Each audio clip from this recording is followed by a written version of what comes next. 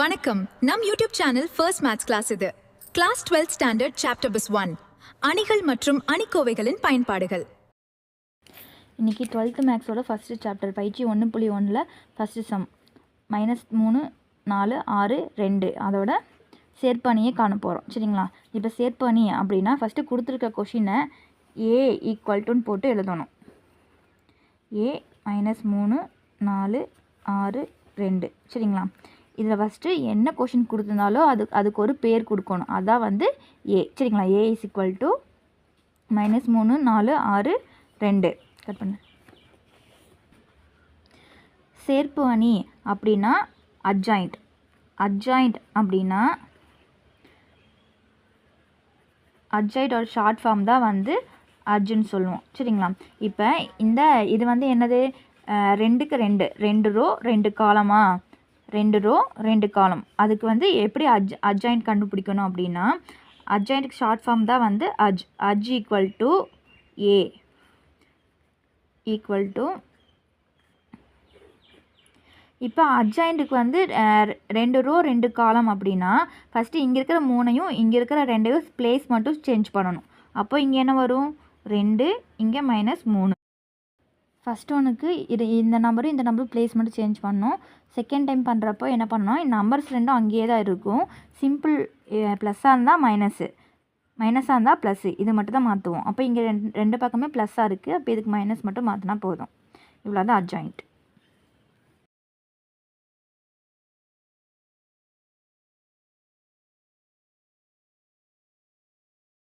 First சம்லேயே second சம்மில் என்னென்னா 3 row 3 காலம் இருக்குது. அப்போ 3 ரோ 3 காலம்னா இப்போ 2 ரோ 2 காலம்னா நமக்கு ஈஸியாக போட்டோம். 3 ரோ 3 காலம் அப்படிங்கும்போது கொஞ்சம் பெரிய சம்மாக வரும். சரிங்களா? இது வந்து ஒரு 10 மார்க்ஸ் சம்மு. இதுக்கு வந்து ஃபஸ்ட்டு என்ன பண்ணணும், ஒரு வேல்யூ கொடுத்தாங்கன்னா அதுக்கு ஃபஸ்ட்டு நம்ம என்ன கொடுக்கணும், ஏ ஈக்குவல்ட்டுன்னு கொடுக்கணும். ஏ ஈக்குவல் டு 2 3 1 3 4 1 3 7 1.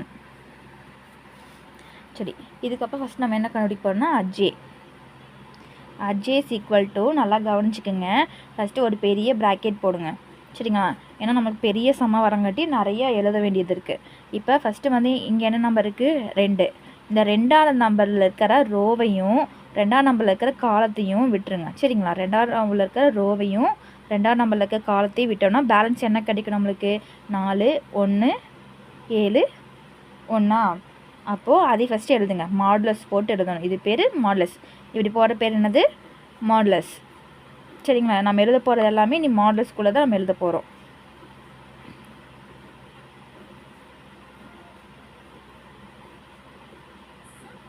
சரி, இப்போ என்னது, 2ஆவது ரோவில் அந்த 2ங்கிற நம்பரோட ரோவையும் காலத்தையும் விட்டுட்டோம்னா பேலன்ஸ் என்ன இருக்கும், 4 1 7 1. அப்போது 4 1 7 1. சரி, அதே மாதிரி 2ஆம் நம்பர் பக்கத்தில் என்ன இருக்குது, 3. இந்த 3ஆவது நம்பரில் இருக்கிற ரோவையும் காலத்தையும் விட்டுருங்க. என்ன வரும், இந்த ரோவா இந்த காலமா போச்சுன்னா பேலன்ஸ் என்ன இருக்கும், இங்கே 3 1 7 1 3 1 3 1 3 1 3 1. சரி, அடுத்த நம்பர் என்னது, 1.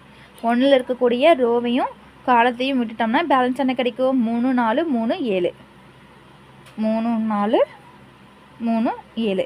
இது புரிஞ்சுதுங்களா? சரி, அதே மாதிரி அடுத்தது இப்போ 2 பார்த்தாச்சு, 3 பார்த்தாச்சு, 1 பார்த்தாச்சு.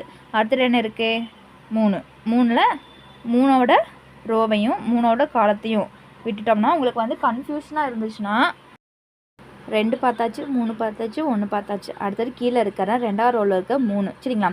இப்போ 3ஆவதில் இருக்கிற இந்த ரோஸையும் இந்த காலத்தையும் மட்டும் விட்டோம்னா பேலன்ஸ் என்ன கிடைக்கும், மேலே 3 1 7 2 3 1 7 2. உங்களுக்கு இப்படி எழுத கன்ஃபியூஷனாக இருந்துச்சுன்னா இப்போ 3ஆவது ரோவில் இருக்கிற இதுனா 3ஆவது ரோவையும் 3ஆவதில் இருக்கிற காலத்தையும் பென்சிலை வந்து சைக் அவுட் பண்ணிக்கோங்க, இப்படி அடிச்சு விட்டுக்குங்க. அப்புறம் எரேசர் வச்சு மறுபடியும் அழிச்சிட்டு மறுபடியும் இது பண்ணிக்கோங்க. சரிங்களா? அப்போ என்ன இருக்குது, மேலே 3 1 7 2 எழுதியாச்சு. அடுத்த 2 பார்ப்போம், 4. அப்போ 4ஆவது இருக்கிற ரோவையும் 4ஆவது இருக்கிற காலத்தையும் விட்டோம்னா என்ன கிடைக்கும், 2 1 3 2 2 1 3 2. அதுக்கப்புறம் 1ஆவது ரோவில் இருக்கிற ரோவையும் காலத்தையும் விட்டுட்டோம்னா இந்த ரோவையும் இந்த காலத்தையும் விட்டோம்னா பேலன்ஸ் என்ன கிடைக்கும்? 2 3 3 7. சரி, இப்போ என்ன பார்த்தாச்சு? 2 3 1 3 4 1ன்னு பார்த்தாச்சு. அடுத்து பார்க்க போகிறது 3. சரிங்களா?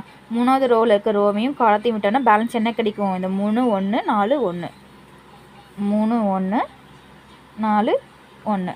அடுத்தது 7 பார்த்தோம்னா 7 இருக்க ரோவையும் காலத்தையும் விட்டுட்டோம்னா பேலன்ஸ் என்ன கிடைக்கும்?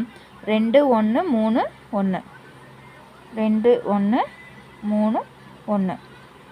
அடுத்தது 2வது இருக்க ரோவையும் காலத்தையும் விட்டோம்னா இது போயிடுமா? பேலன்ஸ் 2 3 3 4.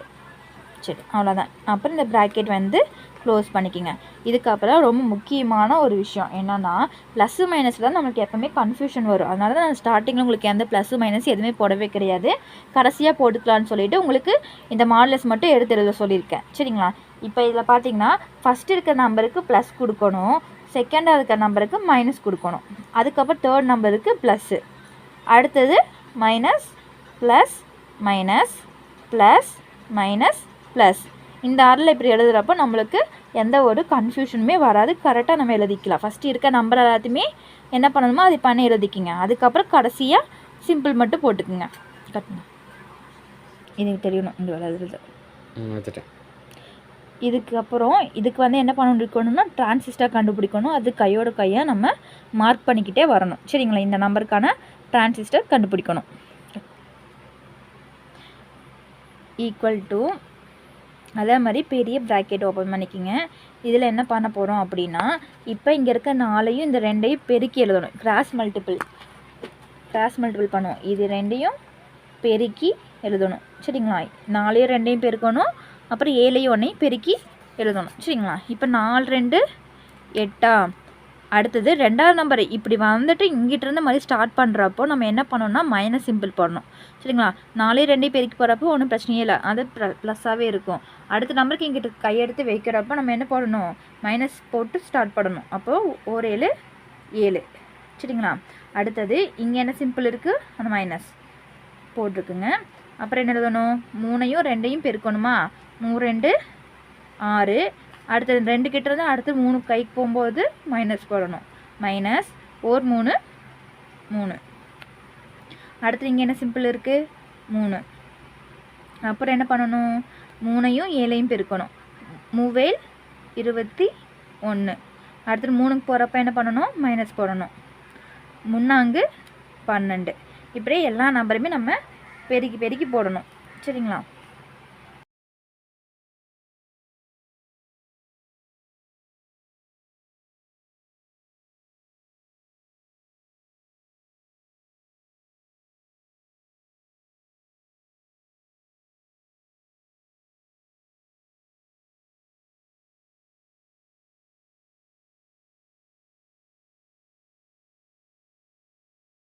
பார்த்திங்களா? கடைசியில் வந்து இந்த மாதிரி நம்ம பெருக்கி பெருக்கி எழுதிடுவோம்.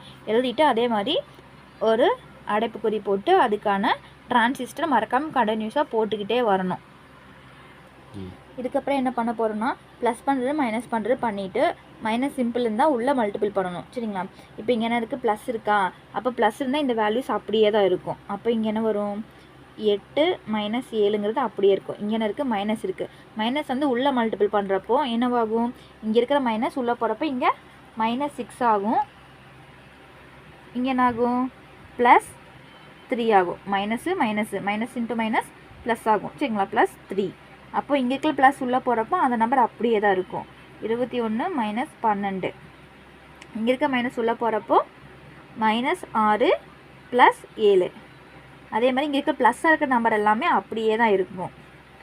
4 - 3 -14 + 9 3 - 4 -2 + 3 8 - 9. சரிங்களா? இதுக்கப்புறம் டிரான்சிஸ்டர் எப்பவுமே போல் டிரான்சிஸ்டர் போடணும். சரிங்களா? இதுக்கப்புறம் என்ன பண்ணுவோம்?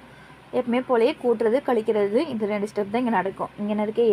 8 - 7னா என்ன பண்ணுவோம்? 8லேருந்து 7 மைனஸ் பண்ணுவோம். அப்போ மைனஸ் பண்ண என்ன வேல்யூ கிடைக்கும்? 1 பெரிய நம்பரோட சிம்பிள் ப்ளஸ், அதனால் வெறும் 1 சரிங்களா. இங்கே -6 இருக்குது, இங்கே +3 இருக்குது. அப்போ என்ன பண்ணணும், இங்கே மைனஸ் இங்கே ப்ளஸ்ன்னு இருந்துச்சுன்னா மைனஸ் பண்ணி எழுதுவோம். அப்போ மைனஸ் பண்ணி எழுதுனோம்னா இங்கே பெரிய நம்பரோட சிம்பிள் என்ன, 6 தான் பெரிய நம்பர். அப்போ அதோட சிம்பிள் என்ன, மைனஸ். அதனால் இங்கே மைனஸ் 6லேருந்து 3 போச்சுன்னா 3. இப்போ இங்கே 21 - 12. அப்போ 21லேருந்து 12 மைனஸ் பண்ண என்ன வேல்யூ வரும்,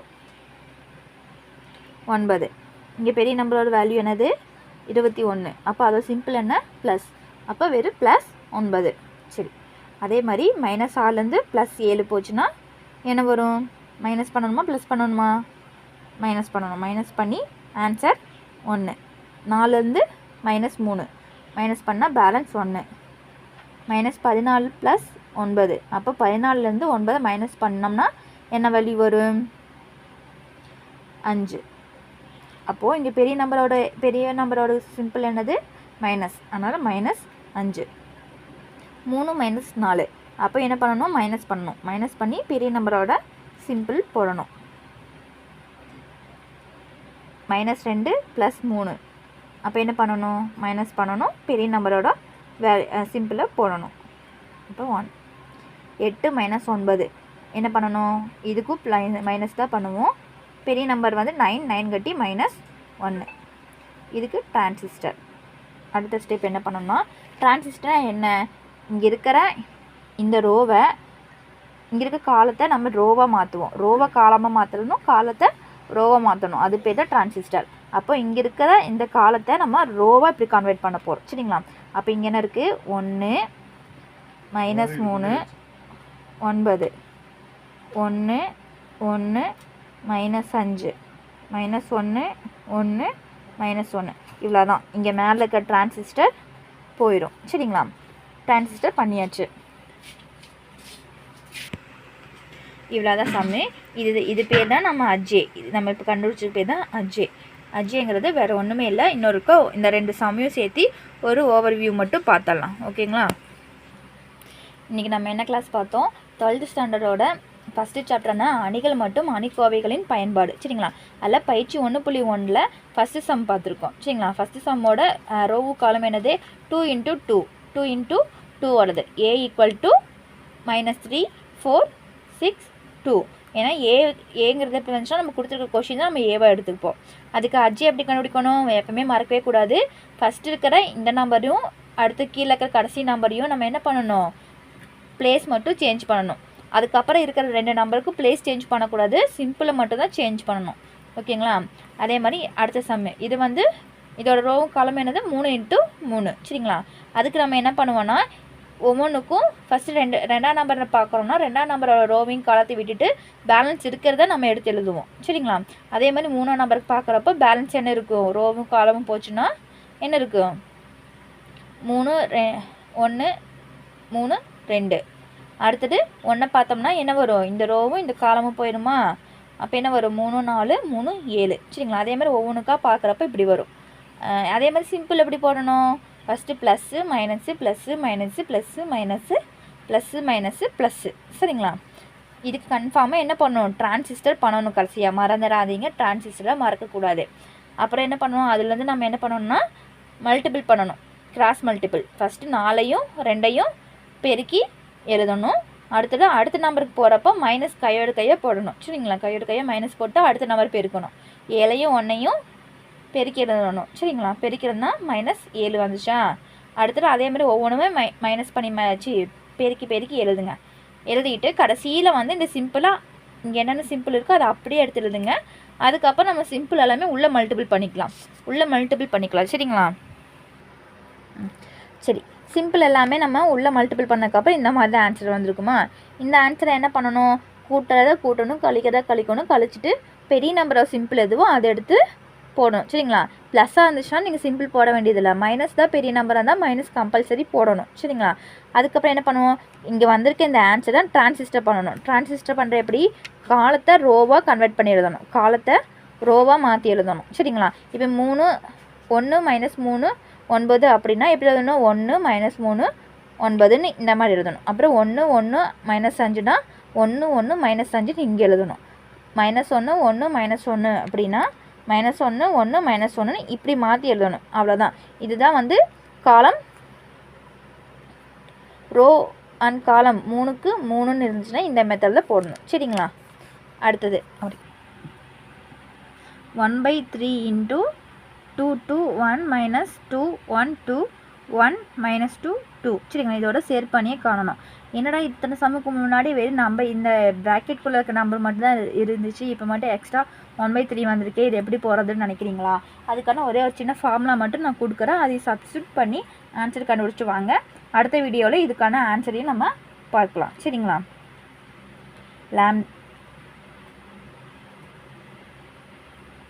H into lambdas A equal to lambdas n minus 1 into